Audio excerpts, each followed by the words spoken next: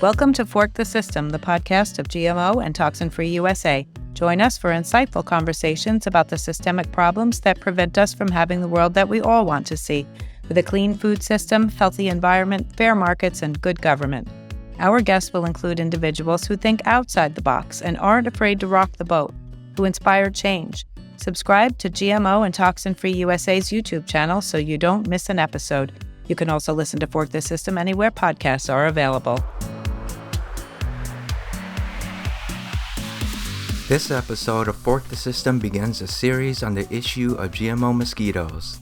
How did a foreign corporation get federal, state, and local approvals for a risky, unnecessary experimental technology that no one really wants? This is a story about corporate, political, and regulatory corruption, malfeasance, and dereliction of duty. This is Lon Van Lee, Communications Director of GMO and Toxin-Free USA, hosting today's Fork the System podcast. Joining us to shine a light on this issue are Barry Wray, an engineer and executive director of the Florida Keys Environmental Coalition, and Ed Russo, environmental expert, entrepreneur, and president of the Florida Keys Environmental Coalition. Welcome, Barry and Ed. Thank you. It's a pleasure to be here. Hi, everybody. Sounds like fun. I thought he was on permanent vacation, actually.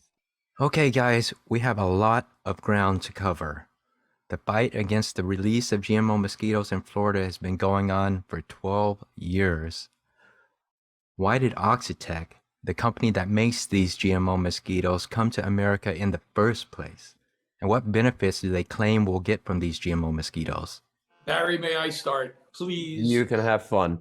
The question was interestingly asked. I just want you to know this should be like a drinking game. Every time we point out another deception of Oxitec and the Mosquito Control Board, everybody has to take a drink. Of course, I'll be drinking beet juice, but that's just me.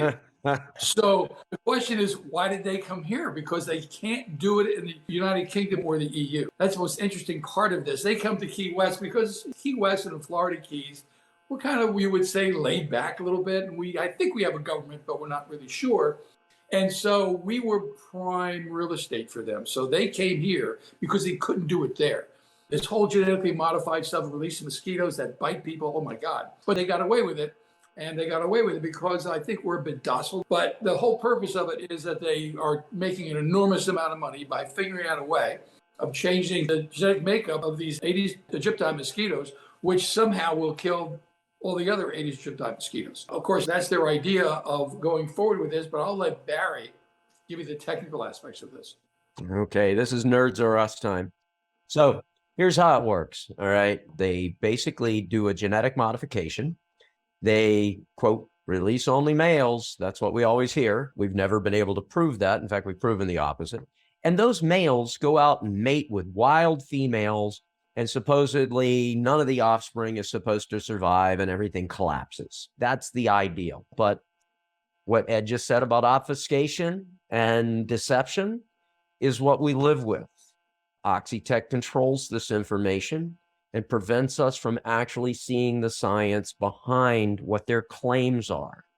And the big difference between a fairy tale and a con job, and that's one of the things that's very interesting about this. A con job, if you look it up in Webster's dictionary, means persuasion by deception.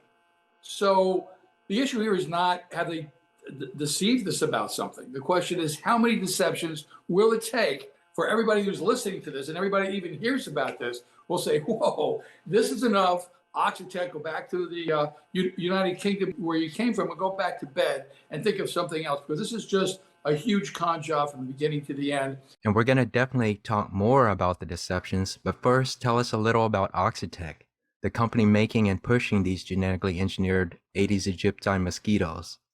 Barry? Sure. Oxitec is a spinoff from Oxford, Oxitec. It's located in England, right beside Oxford, basically. And it designs genetic modifications for different animals. This is not the only animal that is modified. And when we go back and study these other animals that they have modified, each one has been met with some type of controversy or exposure that shows, hey, it's not as perfect as you said it was. They want to be totally opaque. when they wanted to release these olive flies in Spain that they had modified, because it was going to do the same thing. The modified males would go out and mate with the females and the whole population would crash. Spain said, that's fine. We want to put our scientists in place to oversee what you're doing. And Oxitec pulled up stakes and left the country. All right. This is normal for Oxitec. They don't want anybody looking over their shoulder. One of the things I wanted to bring up in terms of all of this is the fact that we would be better off as a prison if we can just commit more and more crimes down here and make the entire Florida Keys a prison. They wouldn't be able to do this. Why? Because prisoners, and this is a federal law, you cannot conduct experiments on prisoners without informed consent. But the fact of the matter is, this is an experiment. Remember, this is an experimental use permit. It is an experiment. And no one down here is getting informed or giving consent. So how could that possibly be? If that isn't deception, I don't know what is. I'm going to have a drink. The bottom line is we should demand to have informed consent. That's never happened. These people should go away. Well, let me expand on that just a little. So now these female mosquitoes that have DNA from the male mosquitoes are going to go out and bite you. That's never been studied. It's never been studied what happens if something eats one of those, if it's an endangered species. There's been nothing. They've obfuscated everything. They've been able to avoid that level of testing. We'll talk about more how they accomplish that. Whenever we introduce new technologies, in this case, a biopesticide, that's a living pesticide, we need transparency and honesty so we can make informed decisions. Oxitec, the EPA, Florida Keys Mosquito Control District, they haven't been transparent or honest at all. Let's talk about one of their biggest claims, that these GMO mosquitoes will eliminate or significantly reduce pesticide use. To make it perfectly clear, the Aedes aegypti, and this was a major issue back in the day, because if it's going to reduce pesticide use, it would reduce the price. So we were trying to well, how much of that, the cost of this would be reduced? And they said, well, it's not really going to reduce the price. Why is that? Because the amount of pesticide you use for Aedes aegypti is 1% of the amount of pesticides that they use throughout the Florida Keys. So they're spraying pesticides to get rid of a lot of different kinds of mosquitoes.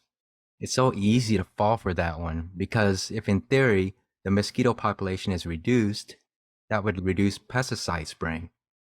But Aedes aegypti is just one species of disease-transmitting mosquito. Even if Oxitec's GMO Aedes aegypti worked as intended, the GMO males mating with wild females and crashing the wild population, pesticide spraying would still continue. Oxitec and the regulators pushing this technology omit a very important piece of information. So that's another deception, have a drink. The fact of the matter is, if you actually read the FDA approval that they said was safe for humans, they did no work on humans whatsoever. There's a part of FDA that just focuses on animals. That's a division that did this. So the test that the FDA did, the review the FDA did, was strictly on the mosquitoes, that it's safe for the mosquitoes. I can't make this stuff up. I think at this particular time, we should take a pause and try and invent a word or come up with a word that's more absurd than absurd or bizarre, because this is beyond anybody's imagination. These are elected officials, a mosquito control board. These are people that we invited here from Oxitec.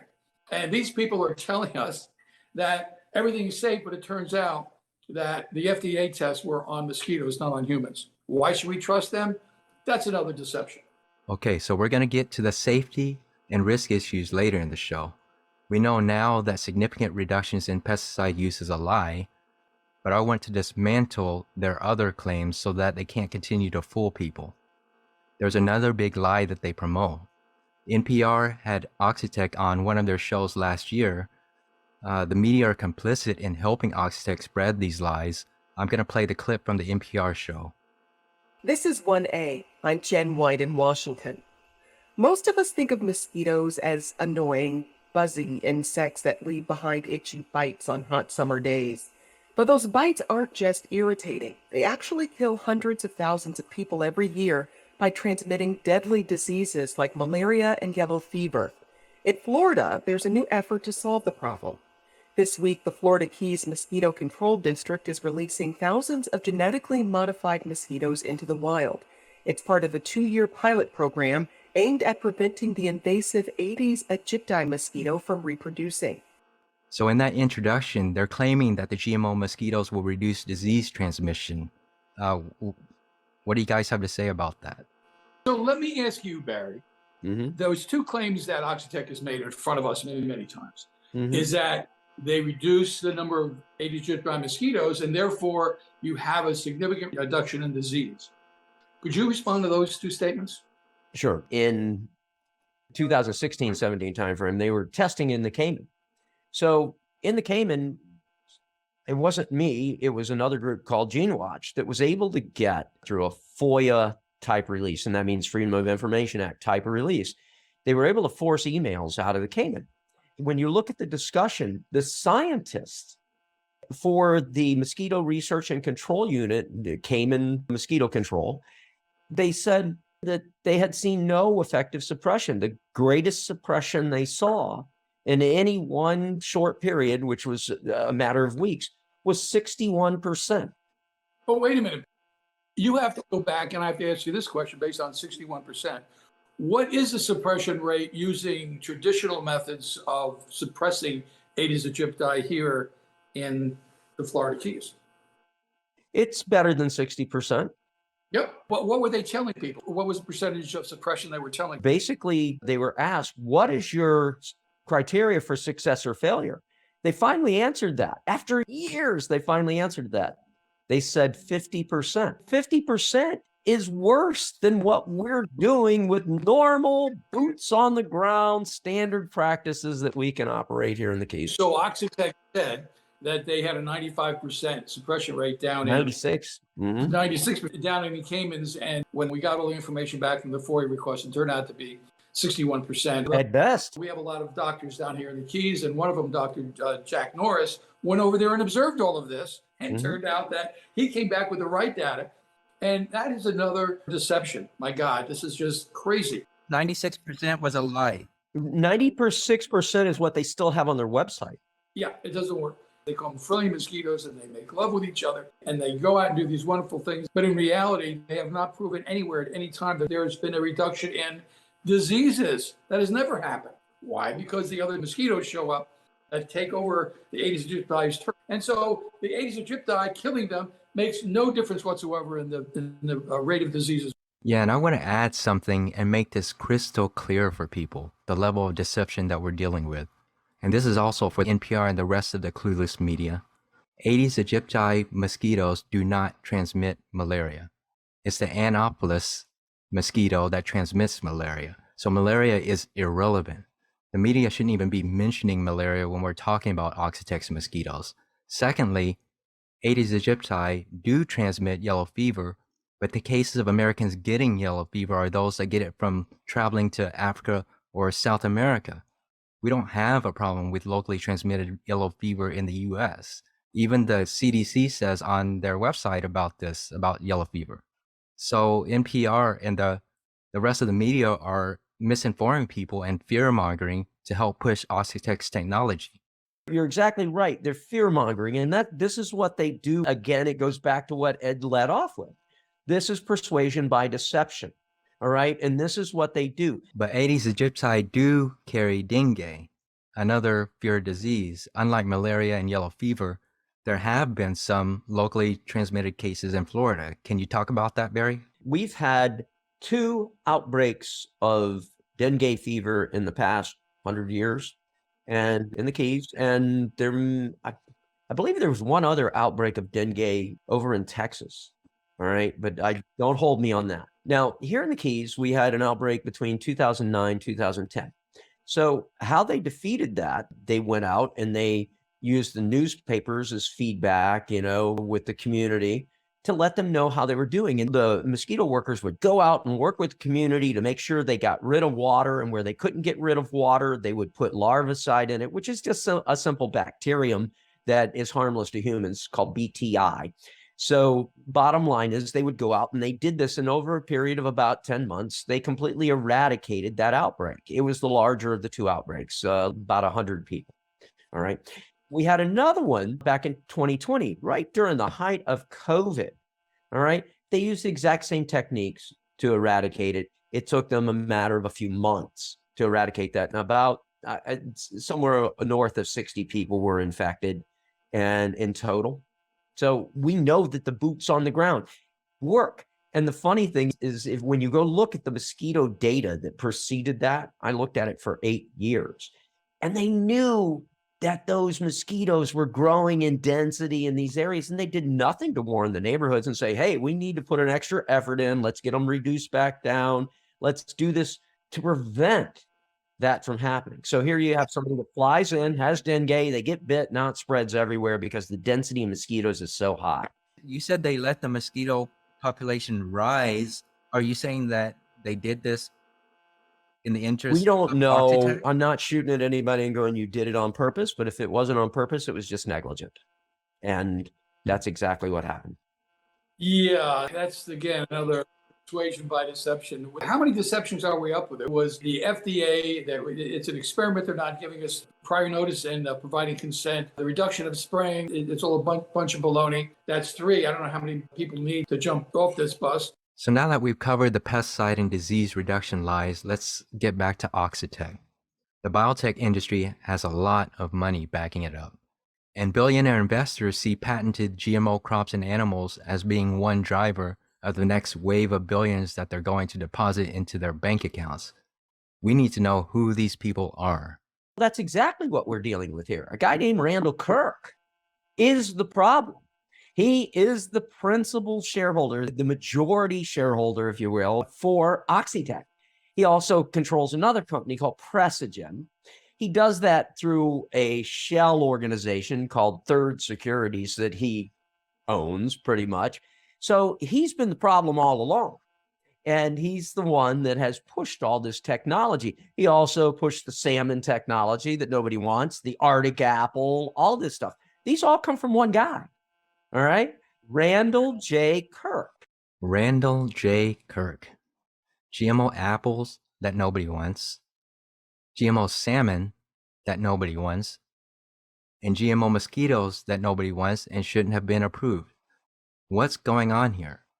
This is your problem. There's one guy, all right, that's pushing all this technology. He's financing. Now, you have Bill Gates and Bill Gates Foundation on the other end of this helping out. And of course, you have all the other regular players like Bayer, who's bought Monsanto, Syngenta, and a few other places that are big advocates of this because they all want to get in this game. Now, what happened? What happened at the EPA? The real reason why they were able to get it approved because Oxitec hired a lobbyist by the name of Roy Bailey. Roy Bailey is the managing partner of a law firm which starts with. Okay, Ed, we'll get to Roy Bailey a little later. But as I stated in the beginning, this has been going on for 12 years. So I want to go back and lay out a chronology to put this into more context for people. The GMO mosquitoes go through the FDA. They do a sham assessment in 2016, as you mentioned, Ed. Then the mosquitoes change regulatory hands, and the EPA takes over in 2017. But years before this, there was a growing resistance to the whole idea of GMO mosquitoes brewing in the Florida Keys because the Keys were going to be the first target for Oxitec's experiments. Oxitec showed up in 2010. Can you guys give us the story from the beginning? So throughout the Florida Keys, we have many environmental organizations, and we all are focused on specific things. I'm a member of Reef Relief, and we focus on the quality of our reefs. But when the big oil spill happened by BP and the Gulf of Mexico, we had to bring everybody together and take hazmat training, and we got everybody. It was just a huge operation. And you know that happened in April of 2010. By the time we had that pretty much controlled, it was well in 2011. And just as this was coming to an end, we had a couple of members of our organization, which was very big. We have 8,000 to 10,000 people, which is a lot for the Florida Keys. There was a couple of people saying it's about genetically modified stuff. And it was like, hey, listen, we all need a break. We don't need to talk about genetically modified anything. These people know what they're doing, right? They forced me to go to this meeting at City Hall where all these things were said by Oxitec that were absurd. And so we essentially got the city commission to ask 3 questions. What's your authority? What's your standards of operation? What's your determination of success or failure? And this one person who was way in the front to the left by the name of Demir, she got up and she started saying things that were outrageous.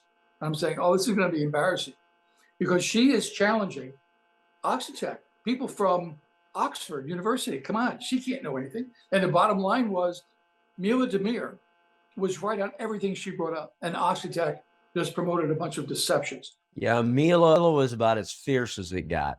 All right. This woman was fearless. And because of it, everybody wanted to follow her. When the oil spill happened, she smeared herself with oil and was with signs on the side of the road. I happen to be a big loudmouth, and that's how we all congealed together. As Ed said, we did a lot of great things. The next thing that comes along was the mosquitoes. And Mila was right on top of this. She was a mother trying to protect her 3 children. And she wanted to make a difference. She wanted to make it a safer environment for them going forward. And when this whole mosquito thing came about, the Oxitec and the Mosquito Control District here in Florida, called the Florida Keys Mosquito Control District, they had a presentation at the Harvey Government Center in Key West. And everybody walked in thinking, this is neat. You're going to use mosquitoes to kill mosquitoes. And we all walked out of there. Mila and Megan Morrison at the time, they had me watching on the government TV. And we were all just in shock at the end of this, that every question that got asked was never really answered. It was just sidestepped. And what Ed described is what transpired shortly after at the city commission meeting, where the city commission had got wind of this, and some of them were there, and everybody was upset. And they put their foot down and said, you're not going to do this in Key West with our condonement. And Key West really couldn't stand in the way legally, but they weren't going to condone it. And what Oxitec did was they pulled up stakes and they moved to this little community in the county. Well, that's different government. And so they moved out there to this place called Key Haven and said, we're going to do the experiment here. They didn't ask anybody. They just decided they'd go convince them it was a good idea. That didn't work out real well for Oxitec, because after basically 4 years of education, nobody in the neighborhood wanted it. There were just too many open problems. And this They had a petition. Didn't they have a petition? Not a petition, a referendum. They had 3 different surveys that they did that were coercive surveys. They would show up at your front door and ask you yes or no, are you in favor of this or that? And people would say no. And then they would try and convince them they should be. Well, that's not how a survey is done, right? This is what went on. They did coercive things like that. We eventually ended up running our own survey, which was really simple. Are you in favor or are you not? 75% of the people on that survey said, no, we're not in favor. That forced the mosquito control to run a referendum, and they were going to run it just specifically for Key Haven. What did they do 8 weeks before the election? They said, oh, we're going to do it countywide. We've been talking for an hour or so, and you already have just a little taste of how complex this whole subject is. How do you expect our county to make an informed decision in 8 weeks? Especially when you've got $150,000 in marketing coming from Oxitec to tell them how wonderful it is, when it's all a charade. And this is what they've done for years, and they continue to do it. But what happened to the referenda on Key Haven? Key Haven turned it down by a 2-to-1 margin. Okay, that's good. And so it did not go forward. But you were talking about Mila Demir, if memory serves me correct. She was very instrumental in creating this petition. In fact, I think she had over 200,000 signatures on the petition. And she took it up to Washington, D.C., and she gave it to the EPA, and the EPA lost it. You can't make this shit up, right? The EPA lost it. So then Mila came back, did it again. She probably had a total of 300,000 signatures, brought it up there again, and she drowned in the pool that she was swimming in at the hotel she was in that next morning. The morning before she was going to the EPA. She was just amazing. It was all about her kids all the time. And there was never an autopsy. To this day, I'm not satisfied. They called it some kind of a seizure. But it's just strange things happen in the world. And why would this happen? It was just terrible. You get used to this level of chicanery when it comes to EPA and Oxitec. And so we've established a hit list of deceptions that we started from the first day they showed up. Because again, they showed up and said, this is not an experiment. Well, it's an experimental use permit. They can't back away from there. But again, if we all lived in a prison, we would have informed consent. The government cannot conduct experiments on prisoners. But somehow they figured out to ignore all that. They're conducting it in the Florida Keys and soon to be California without any informed consent. And Barry brings this up all the time, the Nuremberg laws. You cannot experiment on people without their informed consent. That's what they're about to do here. They just keep it up. And they just assume because they control the EPA through a very powerful lobbyist, they can do whatever they want. And Mila goes to every one of these meetings, every one of these Florida Keys Mosquito Control District meetings, and reports back every time, tells us what's going on. And this went on for 2 years. And 2 years later, it started getting very amplified. They're pushing on Key Haven, all of this. And it got me to get more involved. And she drew me in. She drew everybody in. She would put stickers on me and do everything. She was unabashed. Her and Megan Morrison went to the hearing where the CEO of Oxitec basically lied 3 times in a row at the start, right after he was sworn in to the Congress. They went there. They sat right behind him with signs, and they were all stickered up themselves and had signs and embarrassed the hell out of them. It was awesome. All right. This is how fearless she was. So the petition she wrote, the first time she went there and handed it to the EPA, they thought that she had mosquitoes in the box. They actually shredded it. They shredded it. They shredded it because they were afraid there were mosquitoes in there. Genetically modified mosquitoes, let's destroy it.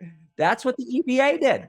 So then the petition grew. It went from 150,000 up to 240,000. And she was there in DC with another friend that had traveled with her. They'd gone around and seen elected officials one day. And the next morning, she was scheduled to go to the EPA and basically hand them 240,000 signatures printed out. Here you go. Here's the petition to make a difference. All right. Usually they won't respond to anything unless you have 100,000 signatures. She had 240,000. It was growing. And she went for a swim about 9 o'clock in the morning, and her friend didn't go with her. She was just relaxing in the hotel room. Mila went down to go for a swim. And she, as the coroner states, she had an epileptic seizure and drowned. She was all by herself. We will never know what really happened between the point she left the hotel room and the point where she was discovered face down in the pool, because we never got the videos from the hotel. There was never any further investigation. The family did not want to do anything other than accept the coroner's report. And then we had the referendum, and we killed it on the referendum. And unfortunately, the countywide was pushed by the Republican chairman. Why this became political, I have no idea. But the Republican chairman of Monroe County is instrumental in this, because Monroe County is heavily Republican. It's somewhat kind of a coincidence also that the chairman of the Mosquito Control Board is the same guy, a guy by the name of Phil Goodman, chairman of the Republican Party, chairman of the Mosquito Control Board. And somehow they put this petition in at the last minute, but they use that to say that they have consent. So what happened after they decided to run that referendum was Oxitec, through Randall Kirk and other organizations, not Oxitec directly, because that would have been Federal Election Commission's issues, right? Because they're a foreign national company. So $150,000 went into fund marketing agencies, 3 different marketing agencies, to basically promote to win the referendum. And it won by a 56 to 44% margin. And how much funding did you have? Oh, us? We had nothing.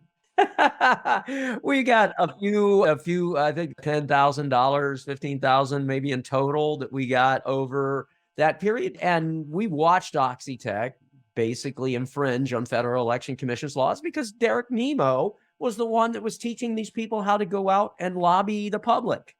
All right. And he's from the UK. You're not allowed to do that. It's an election. You have to stand down. Oh, we actually have a whistleblower on that. She still lives in Key West and she's still very willing to talk about it.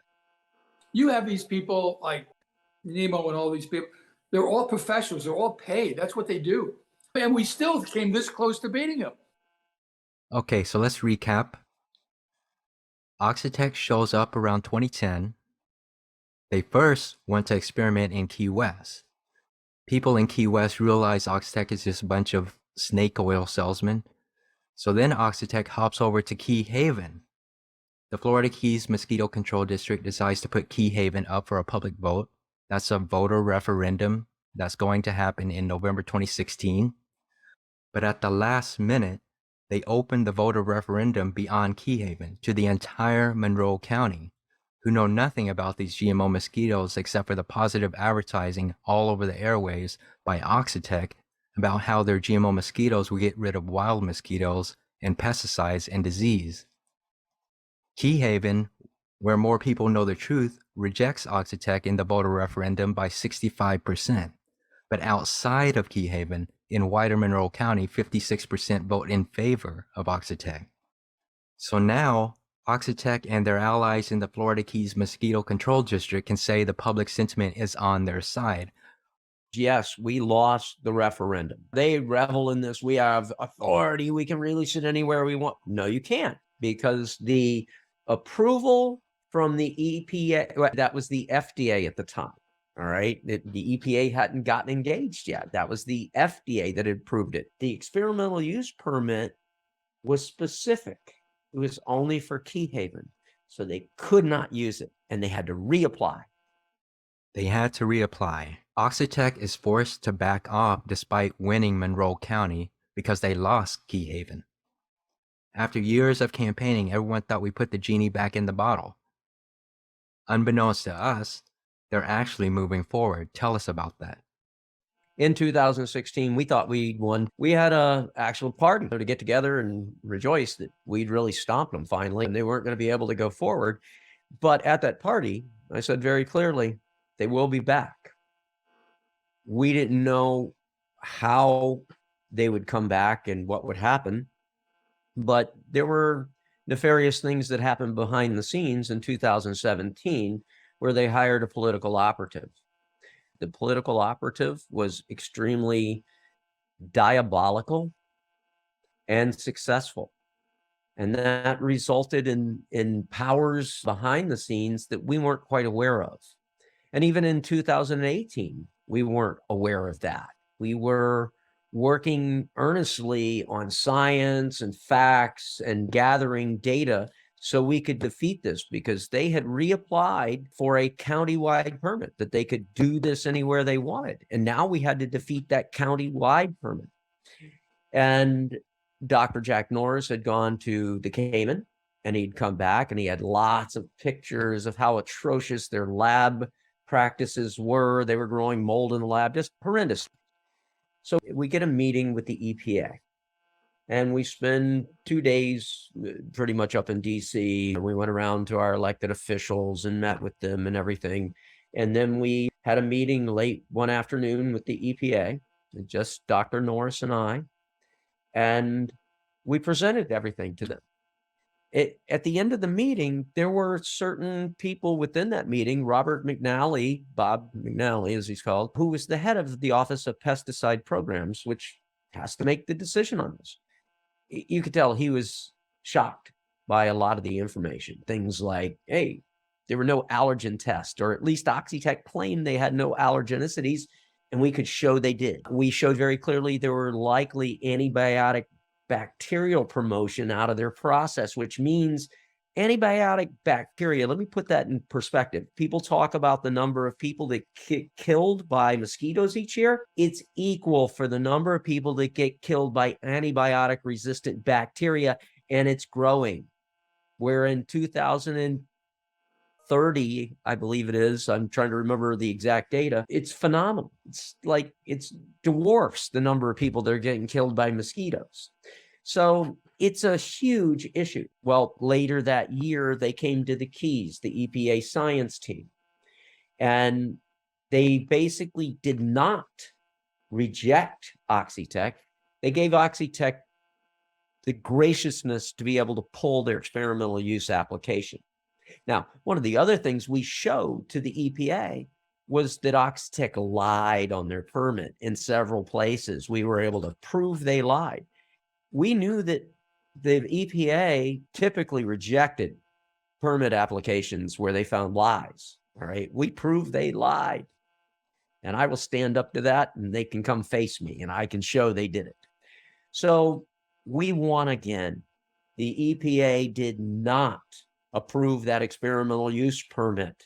They were defeated. They pulled that permit by the grace of the EPA, and they said, we're going to reapply with our new technology we're working on. And they did that approximately 9 months, 10 months later, in September of 2019. And that's for this new version of mosquito that had got permission to be released in 2020. And to go through that whole sequence of processes of what happened is essential to really understand the details behind the scenes, because the reason why they got their approval for 2020 comes from the work that they did behind the scenes with the political operative in 2017. And it's the same reason why everything today is hidden and nobody knows what the science is. And we've had tons of people that are scientifically recognized experts in this field object to this release in the United States. But that's where it starts, Barry. As soon as they submitted this, we all laughed at it. It was just the same crap. It didn't really change anything. And so by the time COVID hit, we knew there was a whole series of public hearings they had to go to. We would have blown them up. And they got into these webinars, right, where you weren't able to ask any questions. You had to text it in there, and they would just ignore it. So we went through that whole period of time for about 4 or 5 months with them being absolutely belligerent. And they made comments like the following when we objected. They said, we have the absolute obligation to let you answer any question you want, but we have no obligation to answer it. And then all of a sudden, it finally got to the EPA in an extremely short period of time. And with 35,000 objectors, they approved it. And this all has to do with our good friend, Roy Bailey. Now we can talk about Roy Bailey. Who is Roy Bailey? Roy Bailey is the diabolical political operative I referred to. What Roy Bailey did was he beat his chest that he was Donald Trump's inauguration finance chair. Donald Trump had no idea this man was running around DC using the power, that deception, that persuasion by deception that Ed refers to convince people that he was going to bring the hammer down on their head if he didn't do what he asked him to, because he was powerful by Donald Trump, and he was not. Trump actually, later on, we found out, was very upset at the fact that these people were going around and doing that. But it doesn't matter. We proceeded with science. That's how we approached it. So the EPA rejects the science. They approve this thing. The EPA did not reject the science. The EPA never reviewed the science. They never had any science to review. Oxitec submitted claims without any scientific proof, and the EPA accepted them. Now, they did that because Robert McNally got demoted. Nancy Beck, who was in charge, got demoted. Basically, she got put out of the EPA. But not only did Roy Bailey promote genetically modified mosquitoes, he manipulated behind the scenes to get Wolbachia rejected and covered up. We still don't have any information on the Wolbachia test that was conducted down here on Big Pine, I think it was. And it was a tremendous success. No, it was Stock Island. Stock Island. Tremendous success, not a bit of data. We had a FOIA request when we found emails of Roy Bailey manipulating behind the scenes to keep that from going public. And he has been successful to this day. Roy Bailey was a political lobbyist, and he was successful in getting the EPA to essentially look the other way so EPA could give them the rubber stamp. Is that correct? Yeah. Okay, so let's recap again. Oxitec is beaten in Key Haven in November 2016. In 2017, The new Trump administration is coming in, along with a new EPA administration and a change in management. Oxitec submits an application for their GMO mosquitoes, but pulls the application since the EPA was likely to reject it because of all the problems. But they submit an application for a new GMO mosquito with the same problems as the first. And through all this, Roy Bailey is lobbying the EPA for Oxitec. The EPA opens a public regulatory comment period in the fall of 2019 and receives over 30,000 public comments, with only about 56 in favor of granting Oxitec's experimental use permit. But EPA ignores the public and the lack of science and approves Oxitec's experiment anyway. Then, in 2020, the COVID pandemic takes over the country. And under the cover of the pandemic, lockdowns, and social distancing, the Florida Keys Mosquito Control District and Oxitec partner to hold webinars where they can easily avoid hard questions and not allow people to speak. Oxitec got federal approval with the EPA. They already have the Florida Keys Mosquito Control District in their pocket, but they still need state approval. They still need approval from the Florida Department of Agriculture and Consumer Services, or FDACS. Is that correct, Ed? Yep, state approval. And they got state approval. And they got state approval. Why did we put stock in FDACS? Why did we think we could stop it on the state level? We thought that because the person who's heading up that FDACS is a Democrat running for governor, she would put a stop to this insanity because this was a political ploy, and she would put a stop to that. Because it was Rudy Giuliani's firm through Roy Bailey who got this through the EPA with his influence. Therefore, it was a Republican cabal articulated by Phil Goodman, the chairman of the Republican Party in Monroe County. That's where the connection was. So if we could have gotten a Democrat somewhere in this line of authority, we could have stopped it. And we thought Nikki Fried would see through it. We gave her all the information, didn't even show up at the meeting, and then signed the authority. Strange. Other than that, it was great. Other than that, it's been great. Republican cabal, Democrat running for governor. It doesn't matter which party when it comes to corruption and collusion with billionaire-funded corporations. What is Wolbachia, and why is the cover-up of those trials that Ed mentioned so important? How did the pandemic further help Oxitec? What happened through 2020? Stay tuned for part 2. Subscribe to GMO and Toxin Free USA's YouTube channel. Visit our website at toxinfreeusa.org and sign up for our email newsletter so you don't miss an episode. Until then, let's fork the system and do what we can to make the world a better place.